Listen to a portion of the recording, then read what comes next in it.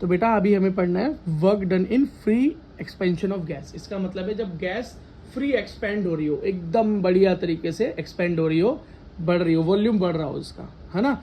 लेकिन हम यहाँ ये किस कंडीशन में हो सकता है, ये सिर्फ और सिर्फ वैक्यूम कंडीशन में पॉसिबल है, ठीक है। इसका ये मतलब है कि कोई एक्सटर्नल प्रेशर होगा ही नहीं गैस के ऊपर। अगर गैस हमने इससे पहले क्या पढ़ा था कि गैस क्या हो रही, कंप्रेस हो रही है, तो हमने बाहर से एक्सटर्नल प्रेशर दिया था ना, उसमें एक पिस्टन से एक सिलेंडर में प्रेशर दिया, जिससे क्या हुआ, गैस क्या हो गई, कंप्रेस हो गई। लेकिन यहाँ पर लिखा है एक्सपेंशन हो रहा है, वो फ्री, कोई टेंशन नहीं, आराम से एक्सपेंड कर रही है गैस। इसका मतलब एक्सटर्नल प्रेशर कुछ होगा ही नहीं उसके ऊपर, तभी तो एक्सपेंड कर पा रही है। अब एक बच्चा क्यों बिगड़ जाता है, क्योंकि उसका माँ बाप का या किसी का उसके ऊपर प्रेशर ही नहीं होता, इसलिए वो फ्री क्या करता है, मूव करता है, मजे लेता है।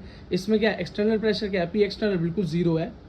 तो याद रखना जब एक्सटर्नल प्रेशर जीरो होता है ना, तो वर्क डन भी जीरो हो जाता है। अब वो कैसे पता चला, वर्क डन का फॉर्मूला निकाला था अभी हमने, है ना, क्या निकाला था, W equals to minus P delta V, है ना। Work done equals to minus external pressure multiply change in volume, ठीक है भाई। अब यहाँ पर क्या हुआ, जब मैंने सीधा बोला कि वर्क डन जीरो है, क्यों, क्योंकि एक्सटर्नल प्रेशर ही जीरो है। तो यहाँ पर जब प्रेशर की जगह जीरो लगा दूंगा तो ये जीरो हो जाएगा ना पूरा, तो वर्क डन क्या हो गया, जीरो, ठीक है। अच्छा, अब फर्स्ट लॉ ऑफ थर्मोडायनेमिक्स क्या कहता है, फर्स्ट लॉ ऑफ थर्मोडायनेमिक्स कहता है change in internal energy is equals to the sum total of heat exchange plus work done. जब वर्क डन मेरा जीरो हो गया तो मेरा फर्स्ट लॉ के अकॉर्डिंग इस एक्सपेंशन ऑफ गैस के अंदर क्या बचा, खाली change in internal energy is equals to heat transfer बचा ओनली, यही तो बचा। और एट कांस्टेंट वॉल्यूम, अगर कांस्टेंट वॉल्यूम पे हो तो ये रहेगा, खत्म हो गई। ये तो समझा हमने, और कुछ भी नहीं, इजी था, कोई दिक्कत।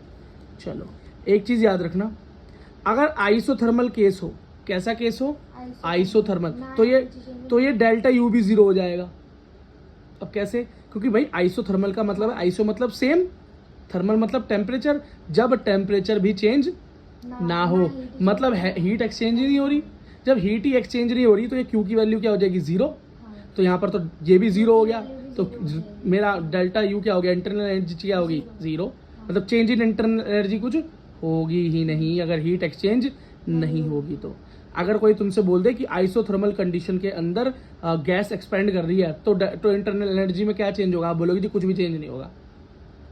जब हीट ही नहीं है तो हीट जीरो, और एक्सपेंशन हो रहा है तो इसका मतलब एक्सटर्नल प्रेशर भी जीरो, प्रेशर भी जीरो, हीट भी जीरो, तो बचा क्या, जीरो जीरो, तो डेल्टा यू भी बराबर जीरो। समझ में आ गया, चलो बहुत बढ़िया, ठीक है। चलो अगला देखो, जितना हम बेसिक को ठीक से समझते चले जाते हैं उतनी ही हमारे लिए पढ़ाई, थ्योरी, केमिस्ट्री सब कुछ आसान होता चला जाता है। कुछ मुश्किल नहीं है, लेकिन यह है कि आप जो छोटे छोटे बेसिक पढ़ते हो उनको ध्यान देना जरूरी है। हमें क्या लगता है भैया कि बड़ा कुछ पढ़ लो वो एग्जाम में आ जाता है, नहीं, आपकी कंसेप्चुअल थ्योरी चेक करते हैं वो, आपका कंसेप्ट चेक करते हैं वो, ठीक है। अगर आपका कंसेप्ट अच्छा है तो आपके क्वेश्चन आराम से बन जाएंगे, इससे ग्राफ वाला क्वेश्चन, है ना। और आप देखते हो कि नीट के एग्जाम में न्यूमेरिकल से ज़्यादा थ्योरी आती है। वैसे न्यूमेरिकल भी हम करेंगे इस चैप्टर के एंड में, टेंशन मत लो, लेकिन वो बच्चा जेई के लिए देख रहा है वो तो भैया न्यूमेरिकल बेस्ड है, लेकिन ज़्यादातर नीट के अंदर थ्योरी बेस्ड इस तरह के क्वेश्चन ही आ जाते हैं। देखो भाई, अब first law equation for isothermal, reversible and irreversible change. अब हमने रिवर्सिबल और इरिवर्सिबल चेंज पढ़ा था लास्ट में। आइसोथर्मल कंडीशन तो मैंने पढ़ ली क्या होती है कि भैया change in internal energy zero. अब रिवर्सिबल केस को देखो और एक बारी इरिवर्सिबल केस को देखो, हाँ ठीक है। तो दोनों का फॉर्मूला हमने निकाला था, तो भैया जब हमने रिवर्सिबल चेंज के लिए फॉर्मूला निकाला था तो वो क्या निकला था बोलो, Q is equals to minus W, ये निकल कर आया था। और W किसके बराबर होता है भाई, P डेल्टा V, और डेल्टा V को मैं क्या लिख सकता हूँ, वो मतलब चेंज इन वॉल्यूम को final volume minus initial volume, ठीक है। तो ये याद रखना, बस मैंने पुराने फॉर्मूले को रिलेट करके दिखा रखा है। फॉर आइसोथर्मल रिवर्सिबल चेंज के लिए बात करें तो ये फॉर्मूला निकल कर आया था एनआरटी वाला, मतलब 2.300 NRT log V final V initial, ये निकल कर आया था ना। चलो ठीक है, ये याद दिलाया मैंने आपको। और एडियाबेटिक प्रोसेस के लिए पूछे तो एडियाबेटिक प्रोसेस कैसा प्रोसेस होता है, जिसके अंदर ना हीट चेंज होती है और ना ही कुछ भी अंदर से मैटर चेंज होता है। हाँ, चेंज हो सकता है वर्क करने के बाद। तो मेरा यहाँ पर क्या फॉर्मूला निकल कर आएगा, Q तो जीरो हो जाएगा, एक्सचेंज ऑफ हीट जीरो, तो delta U equals to WAD। और ये हम एडियाबेटिक वर्क पढ़कर आए हैं। WAD का मतलब क्या होता है? इंटरनल चेंज किसके बराबर हो जाता है? जितना कि एडियाबेटिक कंडीशन में वर्क होता है। और वर्क दो तरीके से हो सकता है, मैकेनिकल एंड इंटरनल। तो बेटा आप हमें पढ़नी है एंथैल्पी। तो ये एंथैल्पी क्या है, क्यों है, अब इसके बारे में समझो। अभी तक हमने कुछ नहीं पढ़ा। जितनी भी चीज़ें हमने पीछे पढ़ी अभी तक, वो सारी की सारी कांस्टेंट वॉल्यूम पर पढ़ी। किस पर पढ़ी? कांस्टेंट वॉल्यूम पर पढ़ी। लेकिन in real world experimental world की बात नहीं कर रहे, केमिस्ट्री लैब से बाहर आ जाएं तो वहाँ पर जब हम बात करते हैं ना, तो बेटा एक ही चीज़ है जो कांस्टेंट रहती है बाहर, वो प्रेशर है सिर्फ। बाकी सारी चीज़ें चेंज होती हैं। आप अपनी चाय गर्म कर देख लो, क्या होगा? हीट चेंज हो जाए, उसका क्या हो जाएगा? टेम्परेचर चेंज हो जाएगा, वॉल्यूम भी चेंज हो जाएगी। अब जितना पानी उबालोगे उतना ही थोड़ी मिल जाता है आपको, चेंज हो जाता है ना वॉल्यूम के अंदर। तो बाहर नॉर्मल कंडीशन पर, ओपन कंडीशंस के अंदर एक ही चीज कांस्टेंट रहती है, वो क्या है? प्रेशर है। और यहीं पर जो हम हीट पढ़ते हैं, यही हमारी एंथैल्पी है। इसको एंथैल्पी का नाम दे देते हैं। ठीक है भाई, बस। तो ये समझ लो कि जब हम नॉर्मल कंडीशंस में आ जाते हैं, एक्सपेरिमेंटल और क्या बोलते हैं, क्लिनिकल कंडीशन से बाहर आ जाते हैं, तब जो नॉर्मल का बात करते हैं तो कांस्टेंट प्रेशर वाली बात खत्म हो जाती है। अब रह जाता है ओनली कांस्टेंट प्रेशर ही कांस्टेंट है जी, बस और कुछ नहीं है। फर्स्ट लॉ ऑफ थर्मोडायनेमिक्स क्या है भाई? वही डेल्टा, मतलब change in internal energy equals to heat change plus work done, यही है। अब यहाँ पर कांस्टेंट प्रेशर पे हम इस इक्वेशन को बनाकर देख लेते हैं। ठीक है, वर्क डन का याद है ना तुम्हें फॉर्मूला? क्या? Work done equals to -P dot delta V, मतलब change in volume minus P, बस बहुत बढ़िया। P का मतलब प्रेशर एक्सटर्नल, है ना? तो अब यहाँ पर जहाँ पर बेटा कांस्टेंट वॉल्यूम था, हम कांस्टेंट प्रेशर लगा रहे हैं, तो delta U equals to Q P लिख सकता हूँ। P मतलब कांस्टेंट प्रेशर पर चेंज ऑफ हीट। ठीक है भाई, प्लस अब यहाँ W का फॉर्मूला लगा दिया, तो यहाँ पर क्या वर्क का फॉर्मूला लगा दिया, तो -P डेल्टा V हो गया। अब मैं इस डेल्टा U को, मतलब इंटरनल एनर्जी चेंज को, ये भी तो लिख सकता हूँ U2 - U1, है ना? फाइनल माइनस इनिशियल लिख सकता हूँ। इसको ऐसा का ऐसे ही लिख दिया। -P dot delta V, change in volume को भी लिख सकता हूँ, V2 - V1 लिख सकता हूँ, कोई दिक्कत नहीं है। ठीक है, अब U2, अब U वालों को एक साथ, 2 वालों को एक साथ और U1 वालों को एक साथ ले लिया मैंने, ले लिया। अब बेटा याद रखना, यही internal energy plus pressure into volume, ये बेटा मेरा फॉर्मूला किस चीज़ का होता है? यही फॉर्मूला होता है एंथैल्पी का। और एंथैल्पी को कैपिटल H से डिनोट करते हैं। किससे डिनोट करते हैं? कैपिटल H से। तो यहाँ पर एंथैल्पी का फॉर्मूला आ गया। ठीक है, तो इसको मैं बोल सकता हूँ H2 और इसको बोल सकता हूँ H1। इसका मतलब क्या हो गया? चेंज इन, या हीट ट्रांसफर जो है, हीट का जो भी ट्रांसफर हो रहा है एक सिस्टम से अंदर और बाहर, वो किसके बराबर है? वो बराबर है चेंज इन एंथैल्पी। मतलब इसका मतलब है जितनी हीट एक्सचेंज होगी उतनी ही एंथैल्पी चेंज होगी, है ना? और एंथैल्पी क्या है? एंथैल्पी वही एनर्जी है जो कि कांस्टेंट प्रेशर पर सामने आती है, मतलब नॉर्मल वर्ल्ड में, ओपन कंडीशंस में, है ना? बाकी तो हम एंथैल्पी बोलते नहीं। हाँ, तो हम ये भी तो बोल सकते हैं delta H is equals to delta U plus P delta V। कैसे बोल सकते हैं? क्योंकि भैया H का फॉर्मूला ही क्या होता है? एंथैल्पी का फॉर्मूला क्या है? मैंने यहीं से बताया ना, U प्लस P V, ये है। ठीक है, तो इसकी चेंज का फॉर्मूला क्या होगा भाई? चेंज का फॉर्मूला ये होगा कि इसका भी चेंज इंटरनल एनर्जी का और वॉल्यूम का भी चेंज। लेकिन एक चीज है जो चेंज नहीं होगी, P के साथ डेल्टा क्यों नहीं लगा हुआ? क्योंकि एंथैल्पी का मतलब है प्रेशर कांस्टेंट। तो एंथैल्पी का ये फॉर्मूला वेरी वेरी इंपॉर्टेंट हो गया आपके लिए। बेटा याद रखना, एंथैल्पी का चेंज नेगेटिव होगा अगर रिएक्शन कैसी होगी? एक्सोथर्मिक, मतलब हीट चली जाएगी सिस्टम से बाहर। और अगर हीट मिलेगी सिस्टम को, एंडोथर्मिक रिएक्शन होगा, तो हमारा change in enthalpy always positive होगा। ये बात याद रखना, इंपॉर्टेंट बात है।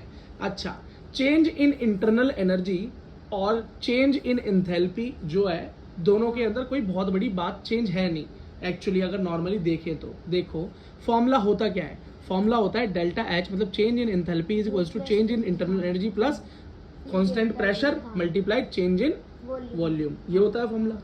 अब जब सॉलिड और लिक्विड की बात करें, सॉलिड्स और लिक्विड्स की बात करें, जब इनको हीट करते हैं ना, तो उनके प्रेशर में कोई ज़्यादा फर्क, मतलब प्रेशर तो कांस्टेंट ही रहता है, तो वॉल्यूम में कोई बहुत ज़्यादा फर्क नहीं आता। तो हम उसे 0 मान लें, तो अगर इसको 0 मान लें तो ये अपने आप 0 हो जाएगा पूरा।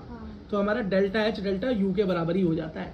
तो हम ये बोलते हैं कि सॉलिड्स और लिक्विड्स के केस में हमारा चेंज इन इंटरनल एनर्जी और चेंज इन एंथैल्पी ऑलमोस्ट बराबर ही रहता है। लेकिन जब बात करते हैं इन दी केसेस ऑफ गैस, तो गैस के केस में ये थोड़ा अलग है। इस गैस के केस में ये क्या है, अलग है, क्योंकि यहाँ पर इस टाइम पर याद रखना कि जब गैसेस की बात करते हैं तो वॉल्यूम कांस्टेंट नहीं रहता है, तब यहाँ पर ये सिग्निफिकेंट चेंज है इन दोनों के अंदर, तब इनको अलग अलग कैलकुलेट करना पड़ता है।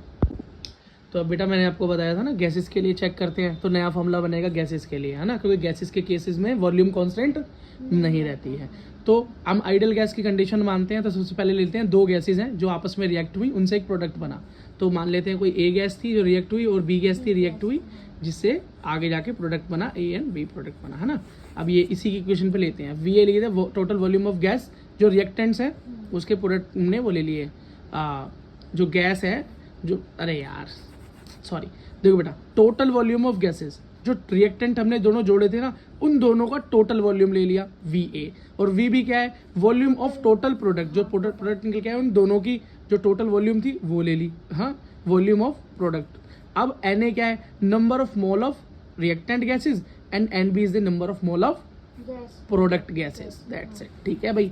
अब at constant pressure and temperature, ठीक है। अब यहाँ पर आइडियल गैस कंडीशन लगती है, प्रेशर और टेम्परेचर कांस्टेंट होता है, तब क्या होता है, P V equals to N R T होती है। अब यहाँ पर ए की बात करें तो P V A equals to N A mole of A, है ना, आर टी, है ना। अब टी, उसके बाद ऐसी बी के लिए ले लिया, इन दोनों को जब मैंने आपस में सॉल्व किया, जब इन दोनों को आपस में काटोगे तो आएगा P V B minus V A equals to N, वो number of mole of B minus number of mole of A, R T, ठीक है। तो मैं इसे बोल सकता हूँ ना, पी डॉट वी, मतलब ये चेंज इन वॉल्यूम, और ये क्या हो गया, चेंज इन मोल्स। तो लिख सकता हूँ P dot delta V equals to delta number of mole dot R T, बिल्कुल आराम से बोल सकते हैं, कोई दिक्कत है, कोई दिक्कत नहीं है। अब मुझे एक चीज़ पता है, डेल्टा एच इक्वल्स टू, मतलब change in enthalpy equals to change in internal energy plus P V delta V, ठीक है। तो पी वी डेल्टा वी को यहीं छोड़ दूँ तो ये क्या हो जाएगा, डेल्टा यू माइनस हो जाएगा उधर जाके, हाँ, तो delta H minus delta you हो जाएगा, हाँ। तो पी डेल्टा वी की जगह मैं लिख सकता हूँ ना, delta H minus delta U equals to delta N R T. अब डेल्टा एच को यहीं छोड़ दो, उसे उधर भेज दो तो ये प्लस में चला जाएगा, delta H equals to delta U plus N, अब यहाँ पे क्या number of mole G Q लगाया गैसेस का आर टी। तो बेटा ये नया फॉर्मूला मिला हमें, change in enthalpy in the case of gases का फॉर्मूला आ गया। चाहे तो आप सीधा इस फॉर्मूले को याद कर लें, अब इतना बड़ा डेरिवेशन करके तो निकालोगे नहीं, पर मैंने आपको डराइव करके दिखा दिया कि ये फॉर्मूला बना कैसे, ठीक है भाई। चलो अब देखो, एक्सटेंसिव और इंटेंसिव प्रॉपर्टी हम शुरू से बहुत बार मैंने तुम्हें बता दिया बीच बीच में, पर एक बार फिर से बता देता हूँ। एक्सटेंसिव प्रॉपर्टीज होती हैं जिनकी वैल्यू क्वांटिटी और साइज पर डिपेंड करती है, ठीक है, जैसे कि मास, वॉल्यूम और हमारी इंटरनल एनर्जी भी और एंथैल्पी भी, ये दोनों भी हाँ सेम ही है। और इंटेंसिव प्रॉपर्टी क्या होती है, जो डिपेंड नहीं करती क्वांटिटी पर एंड साइज पे, जो भी मैटर है उस पर डिपेंड नहीं करती। जैसे टेम्परेचर है, अब मान लो ये मैं कुछ गर्म कर रहा हूँ, मान लो मैं एक चाय को गर्म कर रहा हूँ। अब भाई चाय को गर्म करूँ, चाहे मैं एक पूरे दूध की बड़ी केतली को गर्म करूँ, टेम्परेचर को कोई फर्क नहीं पड़ता उस चीज़ से। जो भी चीज़ गर्म कर रहे हो, अगर मेरी गैस जल रही हो सबको गर्म कर देगी, ठीक है, पर कोई धीरे गर्म होगा, कोई उसको साइज से फर्क नहीं पड़ता। अब ऐसे ही हमारा क्या है, प्रेशर है, उसको भी साइज से फर्क नहीं पड़ता। अब दो इंपॉर्टेंट चीज़ पढ़नी है, इसके साथ ही आपकी थियोरेटिकल पोर्शन खत्म हो जाएगा इस चैप्टर का ऑलमोस्ट, ठीक है, सारे कॉन्सेप्ट क्लियर।